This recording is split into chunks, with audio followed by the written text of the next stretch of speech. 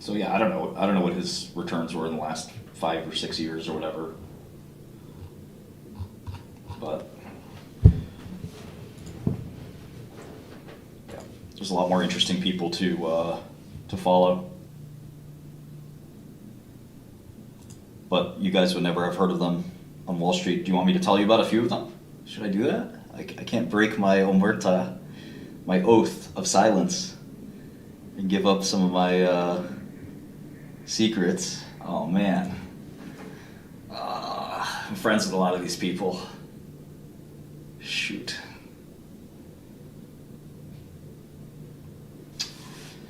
Well, let me look at this. I made this sheet, and this is on my GitHub.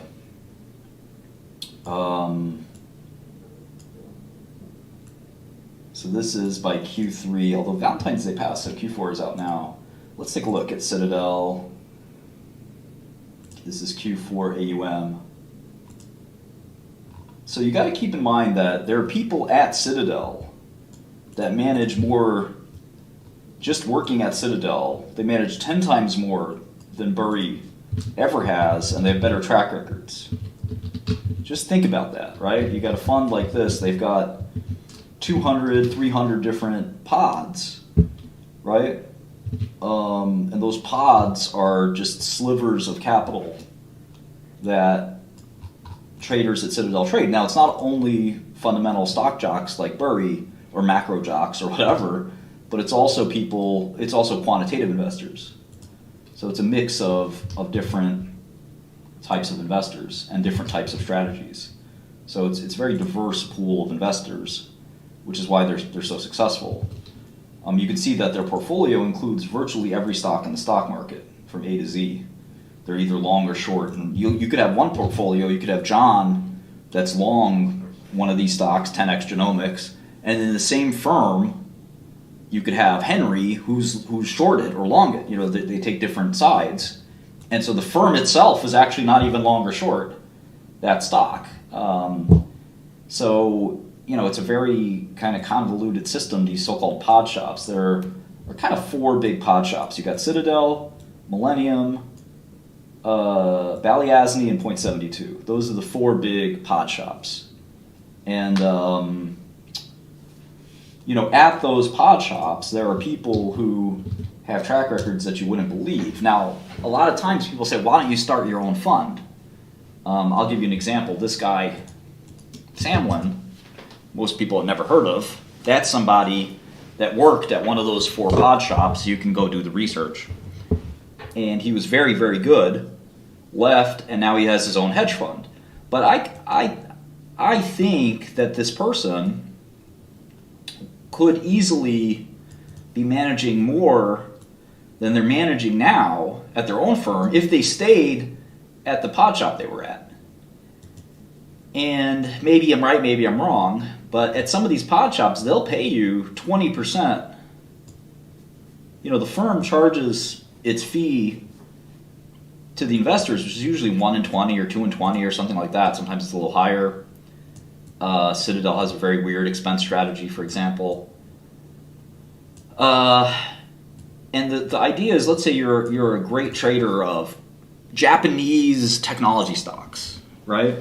And you're working at one of the four pod shops. Maybe you're working at Millennium, maybe you're working at Point 72, maybe you're working at Balyasny, maybe you're working at Citadel, and you're managing $500 million. And you're doing really well. Every year you're up 30%. You're better than Burry. And every year, let's do the math. Let's call our Japanese trader, what should we call him? Ash.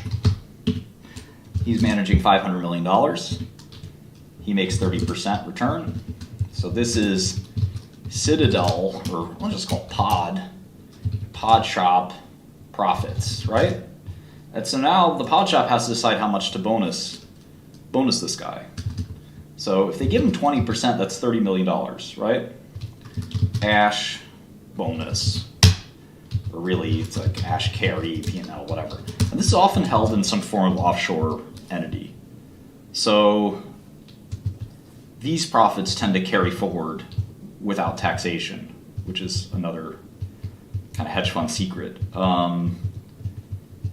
So the question for Ash is, should he leave or should he stay and start his own firm? So it depends on his profit share. So let's say his profit share is 15%. This may be a little more realistic. So his bonus is $22 million. So this is his AUM at Podshop. This is his annual return. 30% is very hard to do, by the way. Most of these guys are not doing 30% annual returns. They're doing like 10 or 15% returns. But last year Citadel made about 30-something%. So I think maybe some of that was a little leverage. Who knows? So anyway, it's still pretty good. Even if you make 15%, it's pretty good living. Having said that, you still have to pay off some of your teammates. Maybe that's I don't know, 1 or 2 million. So now, if you somehow get that in the U.S. tax structure, you're looking at all the way down to 4 million. So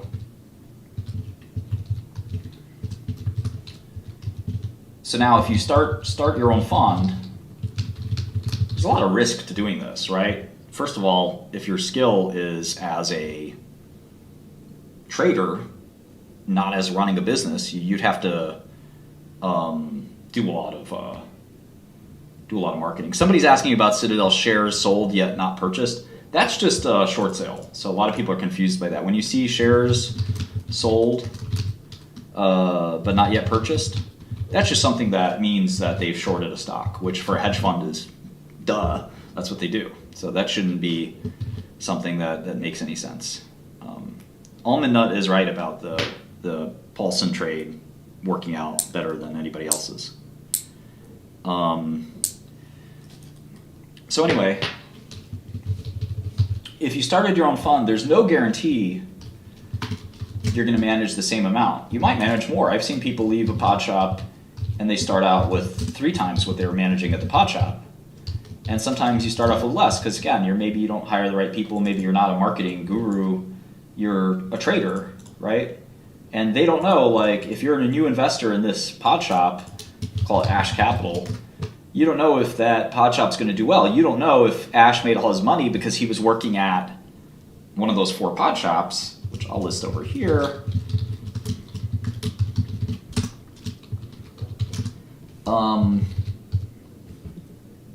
So there's no telling what kind of assets you're going to end up with. There's also the annual return. Well, this is sort of a problem at either place. I would argue that it's worse on your own than it is working at one of these places. One of these places might forgive you if you've been a good long-term winner, but your new investors probably won't forgive you. Although you might be able to get a 3-year lockup or something like that. So assume your return's going to stay the same. Now, what's interesting is that at a hedge fund, at your own hedge fund, you are going to make, your profit share is going to be higher. You're going to have 20%. The problem is in here where you might have higher team expenses. So you might have to eat quite a bit, at least $5 million a year, possibly in expenses, and possibly as much as another, 20 or 30%. So you might end up making quite a bit less. You might end up making quite a bit more. You're making kind of like a big bet on yourself. Whereas at the pod shop, you're pretty comfortable, and you could focus on one thing, and one thing only, which is returns. But having your own hedge fund, it's a totally different ballgame. So that's kind of why some people stay at these pod shops and they don't go start their own firms. They could be worried that that's not going to be received well. They could be worried about a lot of different things. So at these pod shops, you'd be surprised at how many people have as good or better track records than someone like Burry. And there are several of those people on this list who left their pod shop. So anytime you see somebody who left a pod shop, that's typically somebody who had a very good track record. Now, interestingly, one of the people that left Point72 that had one of the best track records was Gabe Plotkin, who had the Melvin Capital. And Melvin Capital, unfortunately, had a bit of a disaster when it came to the GameStop short, which is well publicized and so forth. But, it just goes to show you, just because you did well at one firm doesn't mean you would do well on your own. And again, I think that person is extremely talented, tremendous investor, but again, the kind of thing that could have been contained maybe at a bigger firm, but wasn't so contained within his own firm. So sometimes there's some really good value in staying at the bigger firm because you still have some really experienced colleagues that, care about your success, whereas I think a lot of these, when you're on your own, nobody cares about your success other than you, your employees, and your limited partners, which will generally let you do whatever you want, whereas you're going to get a little bit of stress testing when you're at a bigger firm, I think. So could be helpful to stay at one of those bigger firms. Anyway, each company has its own culture and different environment as well. So, but Millennium has a particularly talented group of investors, I think. It's a very rigid firm in a lot of ways. And it's got a lot of rules. It's got a lot of kind of formulaic systems, but they still have an incredibly talented team of traders. And again, almost unknown basically because in essence, it's a firm that prizes kind of secrecy and compliance and kind of not, I think they'd be caught dead if they had a bunch of their traders talking about stuff on Twitter, right? Would I be Vivek's vice president? That's funny. I think he probably wants to pick somebody a little different from me.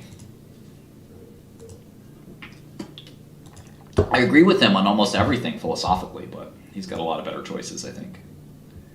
He needs somebody from the establishment. But man, what a trip that would be.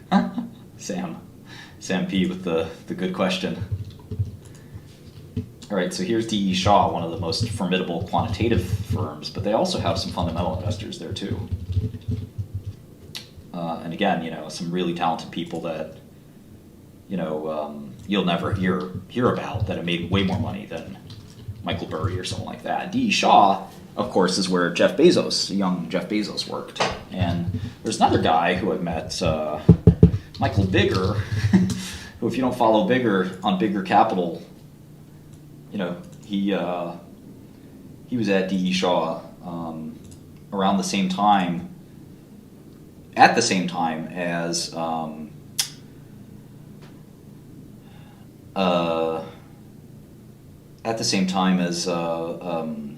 Jeff Bezos, and so he was an early investor in Amazon. Isn't that interesting? He's a very nice guy as well.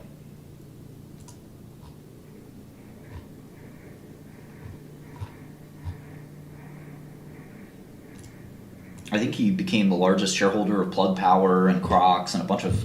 He doesn't have. I don't know that he has any outside capital. I don't remember. I haven't caught up with him in a very long time, but someone to follow.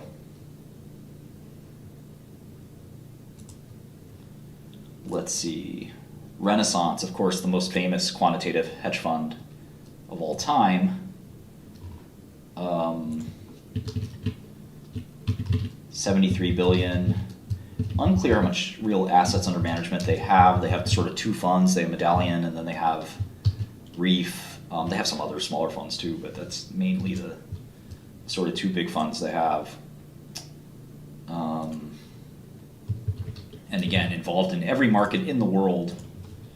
These are just U.S. stocks, U.S. options. They're involved in every currency, every bond, everything. So, Two Sigma, another famous, becoming more and more famous quant fund. They're kind of doing things a little bit differently, I think, from a lot of these other shops. They're certainly doing their rapid fire trading, but I think they're also kind of doing a little bit more company building type stuff, which is kind of interesting. We'll see how they go with that. I think, it's an experiment. It could go well, it could go poorly. We don't know. Balyasny, a company that is truly transformed. This was and I mean no insult when I say this, this was not a top hedge fund for some years, and it has become one. And they should be very proud of their success. They built the company, I think, very slowly and methodically, and have built a really impressive company. You can see actually that they have moved from the number 8 spot here to the number 7 spot technically. Now, this isn't an important metric because this is the SEC filing metric, which is definitely not what AUM is, and it's definitely not what, it's something that can often be inflated if you have a lot of options, for example. So I think Citadel has a lot of options, and their actual net amount, net of all options, maybe I should probably dedupe that. I wonder if that'd be fun if I just took out all the options using a Python script or something like that. And same thing with Jane Street, right? They don't have 200 billion in capital. They have 200 billion of notional exposure, perhaps. Perhaps. I'm not even sure that's right. But you know that Berkshire has all 300 billion of those assets. I think some of these other firms are actually pretty close to the right number, but anyway, that's one number to look at. Let's look at point 72, the very famous Stephen Cohen, sometimes called the Michael Jordan of trading, which I would echo that. He owns the New York Mets over here in New York. 29 billion in reported assets. They say going to work at point 72 is like going to play for the Yankees. You know, it's one of the best firms you can go to play at. Of course, there's a lot more to the story, but we'll leave it there. Viking, maybe the most famous so-called tiger cub, out in Connecticut. I think the firm almost never had a down year, except for I think recently they had maybe their first down year or something like that. Still a really formidable place, probably one of the best fundamental investors, period. Right, so Berkshire Hathaway, of course, the best. Some of the people at the pod shops, definitely the best as well. But then I would put Viking maybe ahead of the pod shops in terms of their stock picking talent. Of course, each pod has its own quality, right? But Viking is definitely one of the best. And you can see the portfolio isn't thousands and thousands of stocks. It's a handful of stocks that you can look at and say, okay, I like that stock or I don't like that stock. So I'm going to paste the filing there. So if you look at their stock list, it's kind of an interesting place maybe to get some stock ideas from. It doesn't mean you should jump in and start looking at it. It's just or jump in and start buying it, God forbid, no.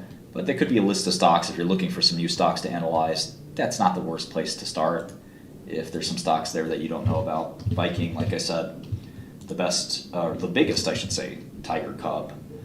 Maybe not the best, but that's another story.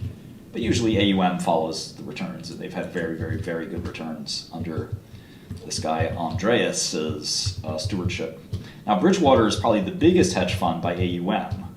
And again, I'll maybe go in someday, talk about how you can look up AUM.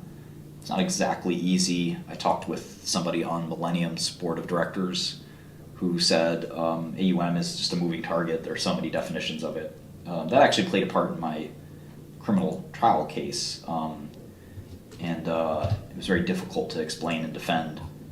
But that's another story for another day. So this is just kind of equity exposure, and you can see that Bridgewater is 18 billion, but that makes sense because they're not really an equity shop, right? They're a macro shop. So they trade things like bonds and currencies and commodities, not things like stocks. So the fact that they have any equity exposure is surprising, and you can see they have just a tiny bit. Just the tiny bit they have makes them the 11th largest fund according to this metric. And this metric isn't perfect. So Baker Brothers, this is a fund that I know well. It's one of the premier bio-pharma investors. Two brothers, Julie and Felix Baker, done amazingly well. They are not a hedge fund, so they don't short as far as I know. I'm pretty sure that's right. And they still have $16 billion, and I think they still charge hedge fund fees. So to me, they belong on the hedge fund list, even if they're not a hedge fund proper. And so $16 billion in capital, all in biotech, and I don't think any of that is options. So you can see when we look at their list, it's kind of got an amazing concentration. And this is kind of what I think the average individual investor is really looking for, is just a handful of stocks. And you can see their list of stocks is maybe even shorter than Viking's.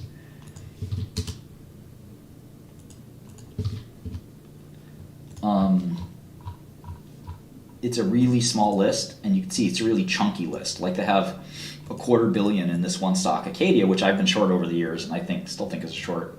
It hasn't worked out well for them, but they have a quarter billion or 3/4 of a billion in half a billion, whatever, in Ascendus. And look at this, they have $2.5 billion in Beijing. And that's after I think they sold some. $2.5 billion in one stock. Is that their biggest stock? No, they have $3 billion in Insight. They were really early in Insight. So they'll hold stocks for 10 years if they have to or want to. And they're usually on the board of some of these stocks. They have $6 billion in CGen, and it looks like they're about to sell the company to Pfizer. So Baker Brothers, $6 billion in CGen. They practically run CGen.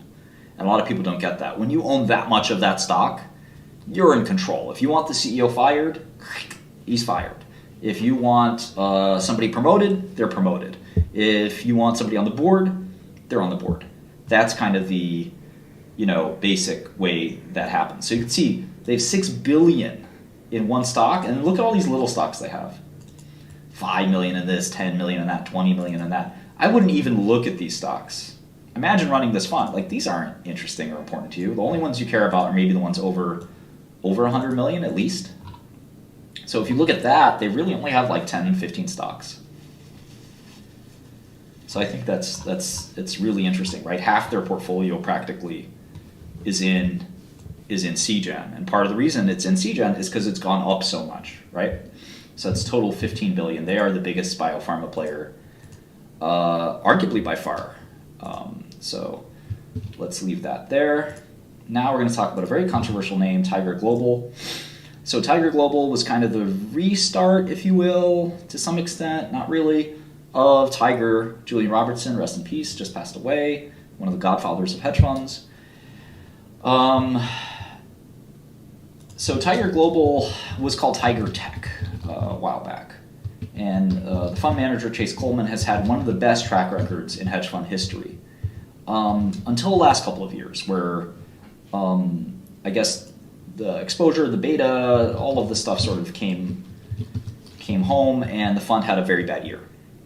And it's had a bit of a bad run, but I would never count Chase out. I think that they'll make a comeback, they'll be successful. They have been successful for so long. They'll make their comeback. They know software, they know tech better than anyone. I would definitely look at their portfolio for potential, stocks to analyze. Not stocks to just buy, but stocks to analyze. Just because Tiger owns it or I own it or somebody else owns it doesn't make it a good stock. Half the stocks in this portfolio, or at least a quarter of them, maybe a third, maybe even half, will underperform. So keep that in mind. Just because somebody you like owns a stock doesn't mean shit. And I'm being a little foul there for a reason. I really want to emphasize that. Why am I looking at this? Well, somebody asked me about Michael Burry, and I got off on this tangent about how there's at least 100 investors on Wall Street that are more interesting and more profitable than Burry.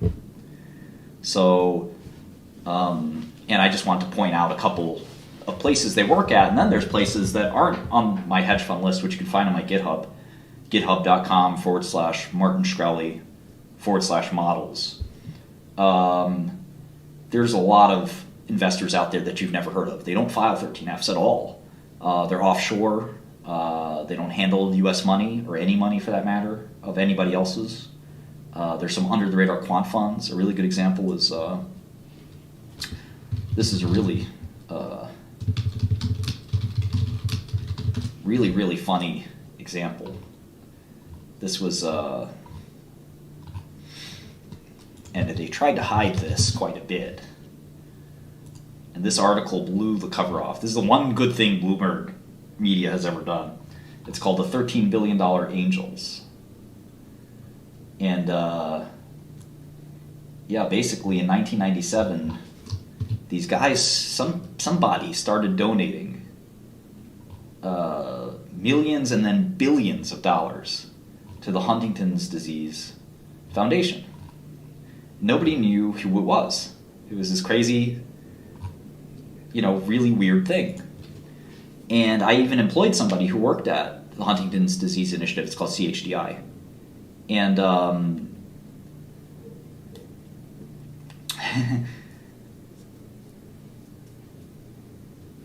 this fund is the fund that did it. This guy, David Gelbaum, is probably one of the most famous things in quantitative investing, and you've never heard of him. He's made way more money than Michael Burry. 10 times more money, 100 times more money probably. And you've never heard of this company, this firm. He doesn't have a Twitter account. In fact, they had no website whatsoever. And this guy donated billions of dollars to the Huntington's Disease Foundation, again, where I hired a very senior researcher from. And it's basically this quiet quant fund that just makes a fortune every year, very similar to Renaissance or something like that. And for whatever reason, the people just donate all their money. And some Bloomberg gumshoe reporter, we all know how spicy those Bloomberg reporters can be, this reporter found out, they wanted to know who's funding this Huntington's Disease Foundation. And unfortunately, this guy's generosity came back to not haunt him, but came back to de-anonymize him. So they were able to discover that it was these guys that made those donations.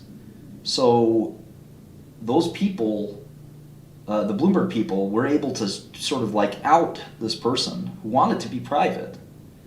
They outed these people as the donors, and there's basically the largest donation ever made to like a medical charity over the course of many, many years. So through that, they started pulling on the thread of, okay, well, who is TGS and where does that come from? They pulled out all these layers and entities, and they discovered who this firm was. So in any event, that's kind of what happened there. But the point is, there are people who have made better calls than Michael Burry, more profits, etc. And this is a global game, right? So there's people in Asia, in countries that you'd be very surprised, where there's some very good traders. So don't sleep on other investors. And again, if you're going to fanboy an investor, certainly be very careful. Don't follow what they do.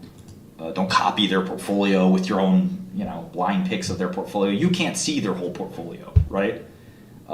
You can't see their shorts. You can't see their bonds. You can't see their oftentimes their swaps. You can't see their convertible bonds. Sometimes they don't report those. There's a lot of stuff you just can't see. You certainly can't see their shorts or their index instruments. So futures, for example.